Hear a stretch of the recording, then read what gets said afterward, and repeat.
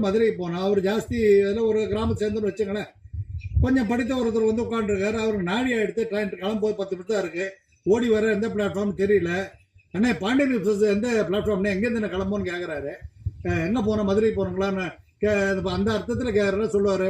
Pandian express தான் வரப்போகுது, இங்கே தாங்க ரொனால்ட் பிளாட் தாங்க வரும், நீங்கள் வந்து வெயிட் பண்ண. எத்தனை கோச்சு S6 அதுவும் பக்கத்தில் தான், வெயிட் பண்ண வந்தோம் நேரில் சொன்னேன், ரொம்ப நன்றின்னு சொல்லுவார். அதை விட்டு தெரியாது பையன் கரெக்டாக போய் கேட்டுக்க அப்படின்னா, தெரியலன்னு சொல்லுங்க, ஏன் நாய் மாதிரி கத்துற அப்படின்னு கேட்பான்ல.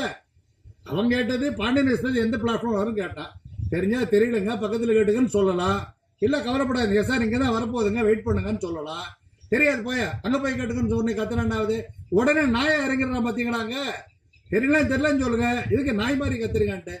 ஏன்டா இப்போ வந்து நாய் மாதிரி லொல்லுன்னு கத்தினே இருக்கு அப்படி சில பேர் சொல்லுவாங்க. அப்போ கத்துறதும் பேச்சு தான், பேச்சும் பேச்சு தான். அந்த பேச்சில் பணிவும் அந்த ஒரு அன்பும்